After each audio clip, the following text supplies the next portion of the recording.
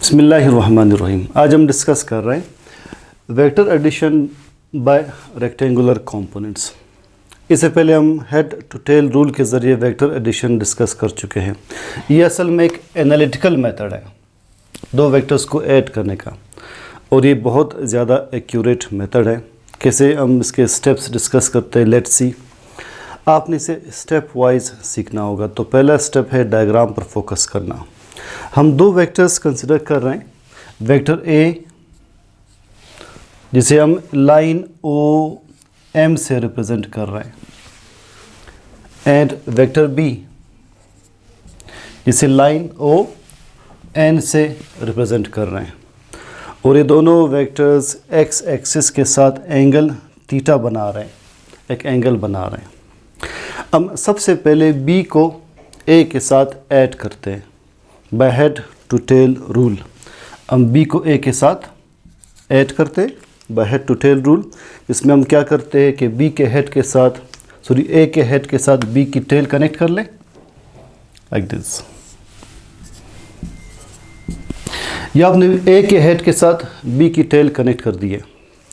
अब हमें यहाँ से रिजल्टेंट वेक्टर आर मिलेगा। ये होगा resultant vector R. It is resultant vector r. a plus b is equal to r. अब पहला स्टेप ये है कि a के x और y कंपोनेंट्स मालूम कर लें, b के x और y कंपोनेंट्स मालूम कर लें। हम a से एक प्रोजेक्शन ड्रॉ करते हैं, पॉइंट m से प्रोजेक्शन ड्रॉ करते हैं x एक्सिस पर। इसे आप पॉइंट q से शो कर लें, पॉइंट q। अब जैसे ये प्रोजेक्शन ड्रॉ करते हैं m से x एक्सिस पर, आपको a के दो कंपोनेंट्स मिलेंगे। ओ क्यू बन जाएगा ए एक्स, एम क्यू बन जाएगा ए वाई। अब आप यहाँ से इस पॉइंट से, जिसे मैं पॉइंट इसे P से शो कर लेते हैं, पॉइंट P से मैं एक प्रोजेक्शन ड्रॉ करता हूँ एक्स एक्सिस पर। पॉइंट P से आप एक प्रोजेक्शन ड्रॉ कर लें एक्स एक्सिस पर, तो आपको वेक्टर R के x और y कंपोनेंट्स मिलेंगे। देखिए यहाँ से लेकर पॉइंट O से लेकर इस पॉइंट तक, इसे मैं पॉइंट A से शो कर लेता हूँ। यहाँ तक होगा RX। इसे बल्कि हम पॉइंट R से शो कर लेते हैं, ये होगा RX। देखिए R का x कंपोनेंट P से R तक ये बन जाएगा RY, R का y कंपोनेंट। हमने अब तक A का x और y कंपोनेंट मालूम किया, R का x और y कंपोनेंट मालूम किया। अब B का x और y कंपोनेंट देखें। अगर हम इस पॉइंट M को PR के साथ लिंक कर ले एक लाइन के ज़रिए, हम इसे नाम देते हैं MS, तो ये बन जाएगा B का x कंपोनेंट BX। ठीक है, देखिए ये है B, ये होगा BX। ये बन जाएगा BY, right. This becomes BY। अब आप एज अ होल ट्रायंगल में हर कंपोनेंट को अलग अलग देखें। वेक्टर A AX AY, अगर ये AY है तो ये लाइन यहाँ तक, ये भी AY के इक्वल आ जाएगी, ये लाइन। अब B को देखें, B BX BY, अगर ये BX है तो यहाँ से यहाँ तक ये लाइन भी आप BX के इक्वल ले सकते हैं। अब R देखें, वेक्टर R RY RX। ये हमने डायग्राम की डिस्क्रिप्शन कंप्लीट कर ली है। अब हमने R के दो कंपोनेंट्स RX और RY के वैल्यूज़ मालूम करने हैं। पहले RX देखते हैं। RX डेफिनेटली किसके इक्वल होगा? AX plus BX, AX plus BX के इक्वल होगा। अगर आप इसमें I कंपोनेंट ऐड कर लें तो RX is equal to AX I component, I vector I cap plus BX I cap. इस तरह से भी आप लिख सकते हैं।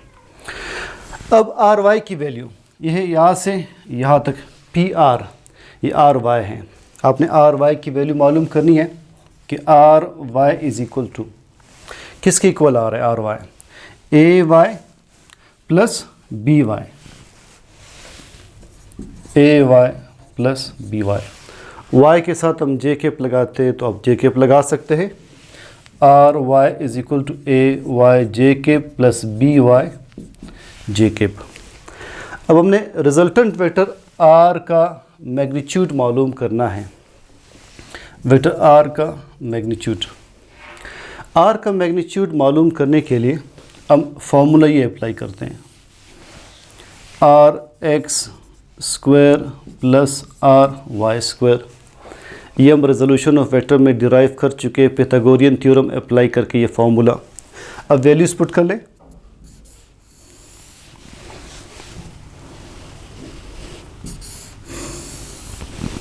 आर एक्स किसके इक्वल है, देखिए इक्वेशन में a x plus B x, तो a x plus B x square plus R Y किसके इक्वल है, a Y plus B Y, A Y plus B y square. ये आपके पास रिजल्टेंट वेक्टर आर का मैग्नीट्यूड आ जाएगा। This gives you magnitude of are,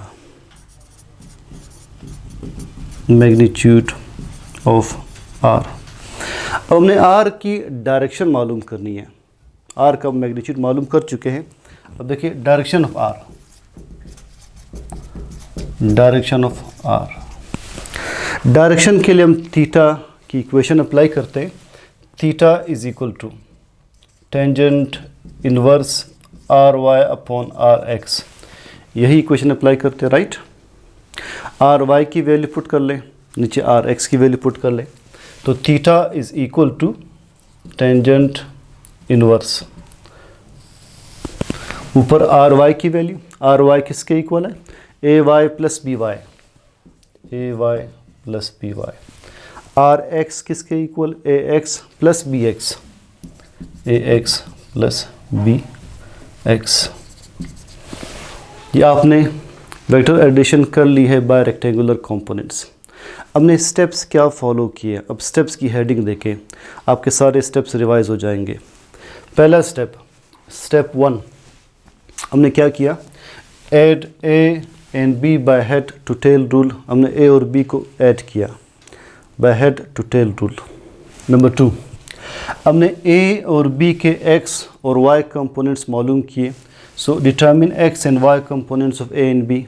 number 3, हमने R x और आर वाई की वैल्यूज़ मालूम की, आर एक्स ए एक्स प्लस बी एक्स के इक्वल आया, आर वाई ए वाई प्लस बी वाई के इक्वल आया। Step 4, determine magnitude of R, R का हमने मैग्नीट्यूड मालूम किया। And last step, determine direction of R, direction means theta मालूम कर लें, अपने आर की डायरेक्शन मालूम की।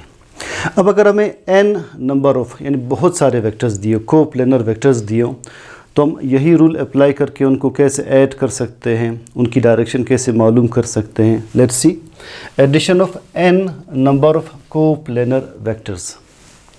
इसमें जो मैग्नीट्यूड आएगा रिजल्टेंट का, वो किसके इक्वल होगा, अभी हमने डिस्कस किया कि सबके x कंपोनेंट्स का सम लेकर स्क्वायर कर दे, like a x plus B x plus c x plus up to n x, इन सब का सम स्क्वायर कर ले, प्लस सबके y कंपोनेंट्स का सम मालूम करके स्क्वायर कर दे, like a Y plus B y plus c y plus d y and up to n y square.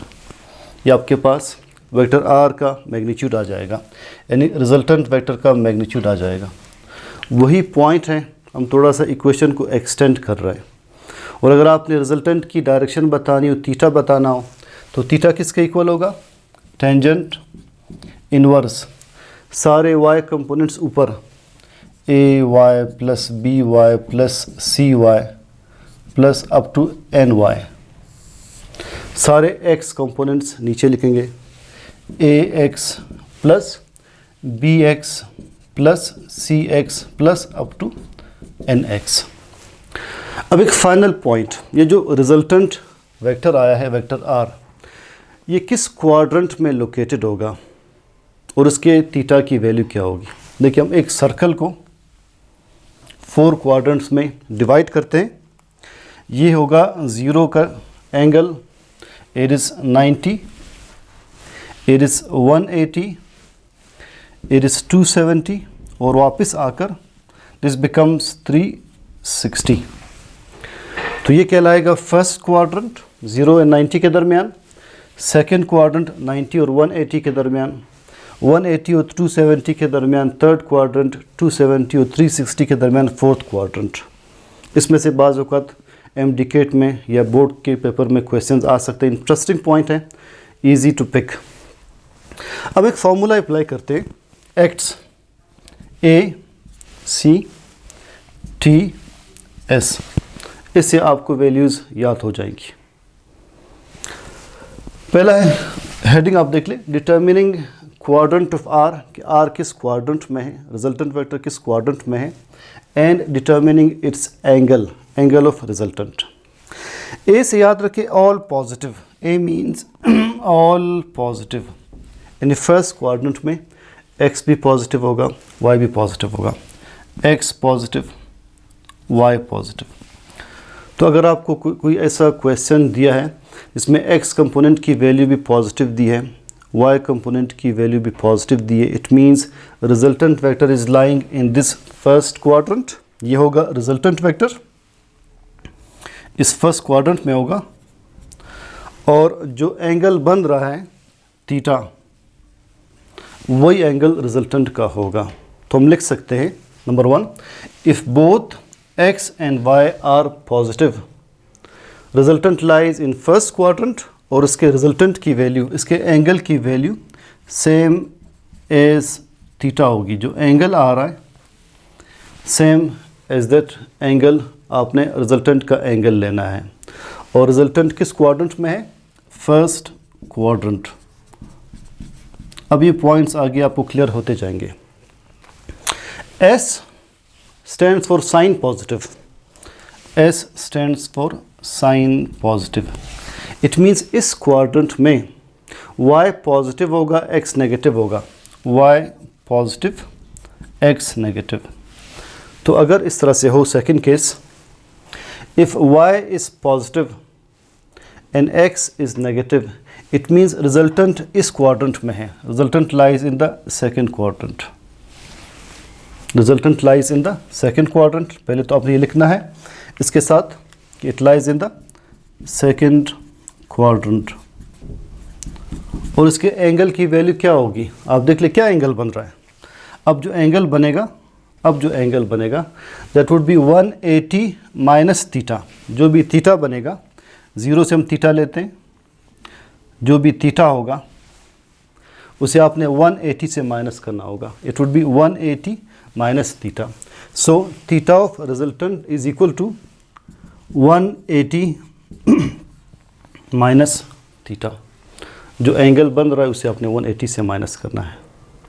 अब थर्ड क्वाड्रेंट की तरफ आते हैं। यह लिखा है T, आप T से याद रखिए total negative, T means total negative, यानी x भी नेगेटिव, y भी negative, x negative, y negative. तो अगर x एंड y दोनों की वैल्यूज़ नेगेटिव वैल्यूज़ थी, it means resultant is lying in the third quadrant. तो रिजल्टेंट इस थर्ड क्वाड्रेंट में होगा, रिजल्टेंट अब इस क्वाड्रेंट में होगा।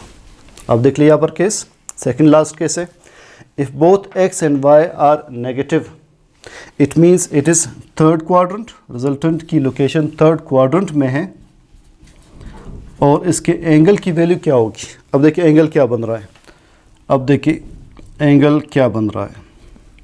जो एंगल बन रहा है 0 से स्टार्ट करके, it is 180 plus theta.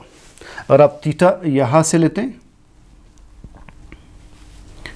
Suppose हम इसे थीटा लिख लें,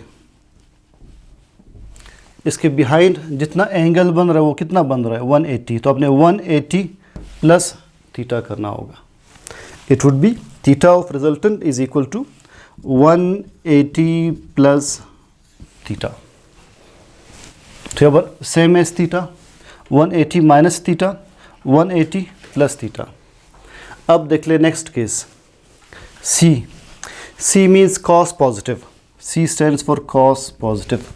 इट मीन्स यह x पॉजिटिव होगा, y नेगेटिव होगा। अगर x positive y negative, it means resultant lies in the fourth quadrant. Resultant इस क्वाड्रेंट में कहीं पर है। If x is positive and y is negative, resultant lies in the fourth quadrant. अब angle क्या होगा? अब जो एंगल बनेगा यहाँ से यहाँ तक, इट इज़ 360 माइनस थीटा। ये जितनी वैल्यू बन रही है इसे 360 से माइनस करके ही आंसर आएगा।